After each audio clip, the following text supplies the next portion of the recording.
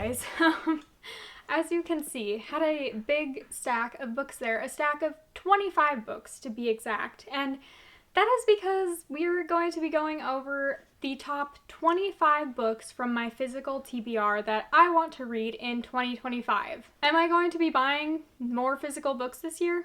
Yeah, I'm 100% sure of that, but these are the ones that we already have at the beginning of the year, so again, this is my current physical TBR top 25 that we're going over, and I have over 100 books on my physical TBR, so you know these have to be good ones. Also, hi, hello, I'm Brianna. Welcome to my channel if you don't know me, or welcome back to my channel. Half of the books fell over. I wasn't really gonna go in a particular order to begin with, but now I'm even more not going to be going into a particular order with these. Some of them I may be more excited than others, but I didn't like rank them 1 to 25, you know? Let's just get into this video because I feel like it was a very chaotic start. The first book I picked up off the floor was Tomorrow and Tomorrow and Tomorrow by Gabrielle Zevin. This is more of like a literary fiction, or not literary fiction, more so just like general fiction. And I think it's about a couple who makes this game together, and now the game is going to be made into a movie. I know that there is some romance in it. Also, I was very intrigued by this because my husband is a huge gamer. I game with him sometimes, so I was like, okay, this is kind of the best of both worlds for us because obviously it's a book, but it's about making a video game, and this is like my husband's biggest dream. So hopefully I will read this and love it, and then I'll make him read it and love it, and maybe he'll get some inspiration there, and then he'll create a video game, and then we can be rich. Wouldn't that just be nice? The next book I picked up off the ground is Normal People by Sally Rooney. I know, everyone's probably thinking, Brianna, how have you not read this book yet? And that is a great question. One I don't really have an answer for, to be honest. I've heard that the writing style is very weird, like there's no quotations or anything, so you don't really know when a character is talking. Also, I think Sally Rooney is Irish, so there's some like Irish wording in there and just a little bit of language that I might not understand. So I feel like that was my biggest turnoff with it, is just the overall writing style, but everyone's been telling me to read this lately, so I want to get to it very soon here. Then we have 7 X's. This one I got, first of all, I am interested in reading it, but also my husband loves that like what just came out of my mouth? 7 Evil X's movie, Scott Pilgrim. Yes, Scott Pilgrim Saves the World or something, where the girl Scott Pilgrim starts dating has these 7 evil exes that he now needs to defeat. That is my husband's, one of his favorite movies, and also the first time I ever told my husband I loved him was after watching that movie together. So this is kind of like an inside joke to us because it's 7 X's, but also I do think it's very intriguing because it's about our main character, and she stumbles upon this dating article or dating column in a magazine that says women usually date 7 people before they find the one, and our main character has 7 exes that fit like the stereotypes of the exes in this article. So now she's like, I need to go back and figure out which one of these exes is my one true love. So I just think that sounds really fun. I am hoping to read it in February just because, first of all, it's so pretty and pink and perfect for Valentine's Day, and also because it's kind of romancy, but this is also just like general fiction.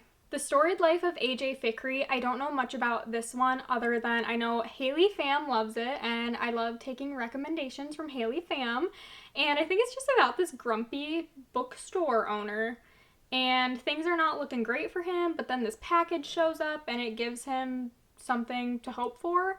So I think this is going to be very heartwarming, maybe a little sad at times, but this is also general fiction. A Tale of Two Cities. If my husband could see me right now, I feel like he would just be shaking his head at me, maybe laughing, but he'd probably be like, you're such a liar because you are not going to read that in 2025. And you know what? I need to prove him wrong. Because even though he's not right here in front of me saying this right now, I just know what he's thinking. I know that man, and I'm going to prove him wrong. Because this is going to sound very bad for me to admit, But this book has been on my TBR since maybe like late 2021 or very early 2022. So we're looking at 3 years that this book has been on my TBR. But I have already read this book, so it would be a reread. I read it when I was 15, 14, 15. I don't remember, to be honest. No, I had to be 14. Pretty sure I read this when I was 14. So it's been a hot minute. It's been like 7 or 8 years since I have read this, but it is one of my favorite classics, so I would love to reread it. I just feel like that is what I have been putting it off for so long, is because I have already read it once. Like, if I was reading it for the first time, I probably would have picked it up sooner. As a matter of fact, I did pick it up within like a few months of getting it, but then I was like, I'm just really in the mood for a romance right now. So I set it down, have not picked it up since, but we are going to read this in 2025. Mark my words. If at the end of the year I don't have this read, somebody needs to hold me accountable by doing something. I don't know. Leave suggestions in the comments. Okay, I think those are all the like just general fiction or classics. Next we have They Bloom at Night. This one is fairly new, I believe. Oh, it hasn't even come out yet. You guys, this doesn't come out until March 4th, so I apologize for saying it's fairly new and it's not even out yet. But this is like a YA horror book, and I am just so intrigued by that. I've never really read like strictly horror before, I don't think. And for this one to be YA, I also think there's some like, sorry, the printer is printing if you can hear that.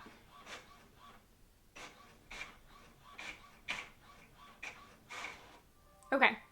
I also think there might be some like magical creatures or monsters in this, so I don't know. I'm hoping to get this one read this winter because I just feel like a spooky, scary thing would be perfect to cozy up with. Next we have Misery by Stephen King. This is another thriller slash horror. I don't really know how much horror there is in it, but I'm pretty sure this one is about an author who gets kidnapped by a stalker or like mega fan and is then locked in that mega fan's basement. And it takes place in the winter, and I just thought that was really perfect because I live in Minnesota and usually it's like a winter wonderland here.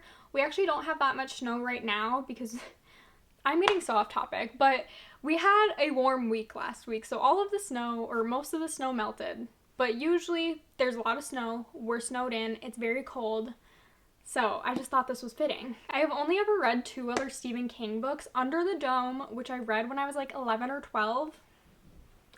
Don't know why my mom let me read that then, and also Holly. So I'm excited to read more Stephen King.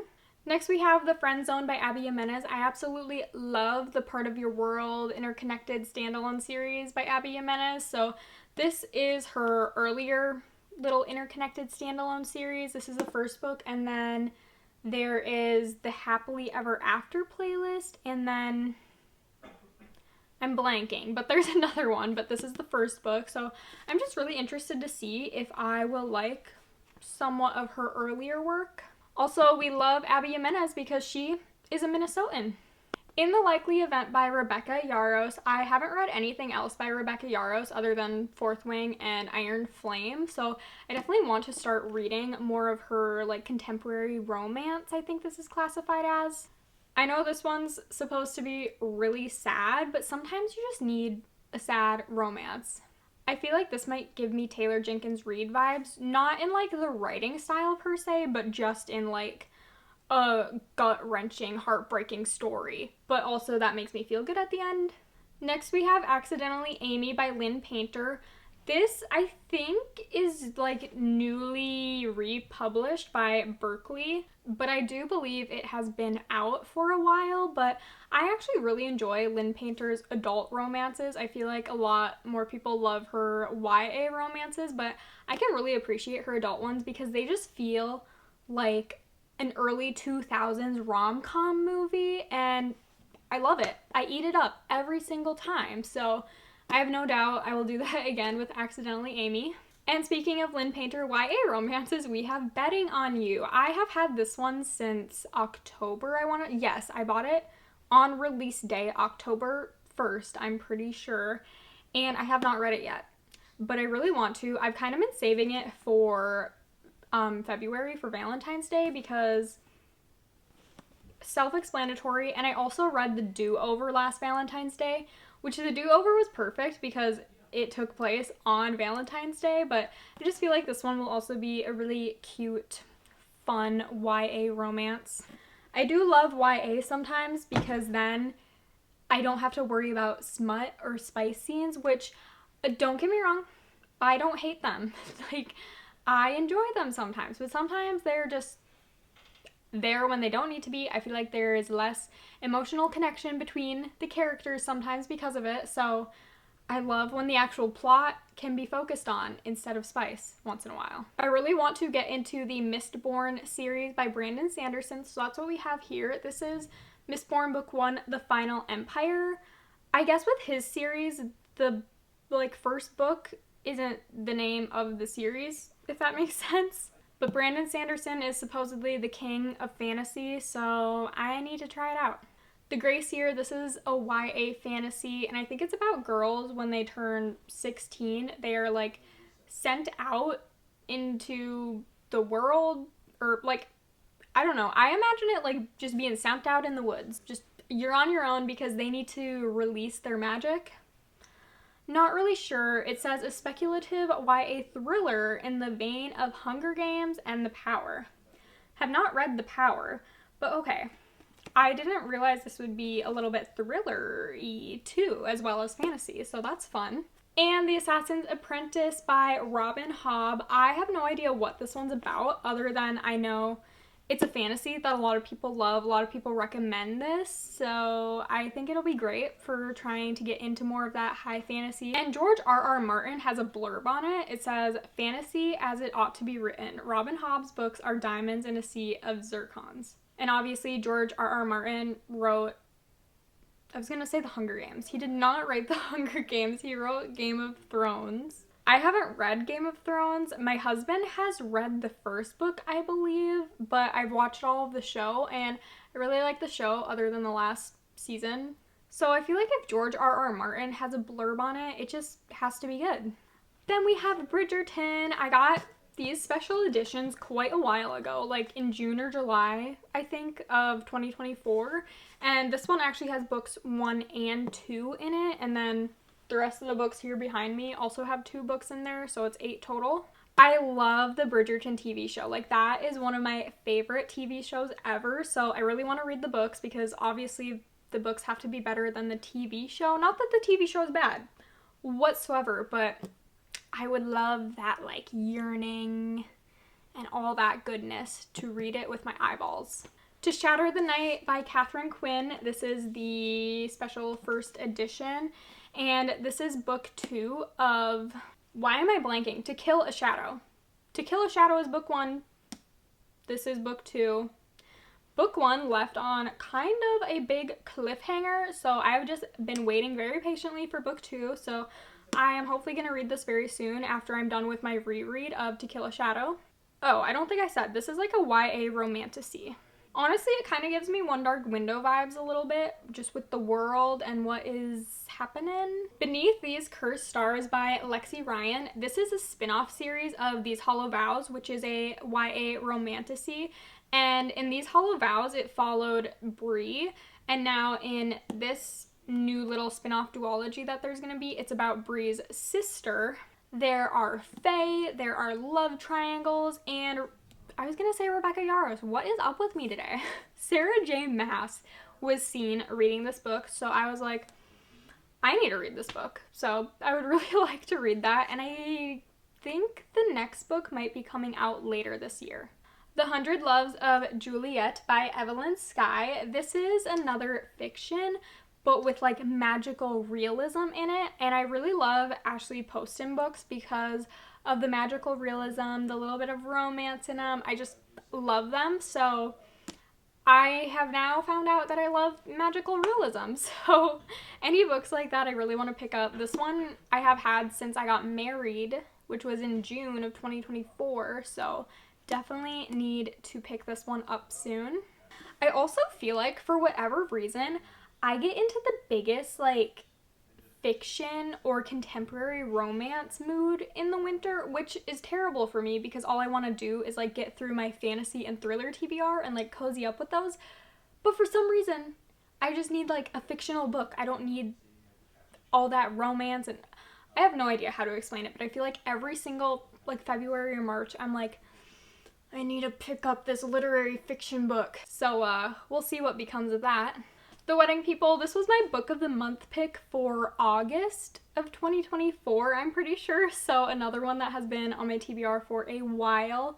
I am very excited for this one because I know a lot of people love it. It has great reviews, but I'm honestly a little scared because when I got it in August, I was kind of just feeling like summer romances, things like that. And then I got more into fantasy and I was like, I don't know if I can do like a sad contemporary fiction right now, but I have heard a few people who have read it recently and they really loved it, so I need to be one of those people.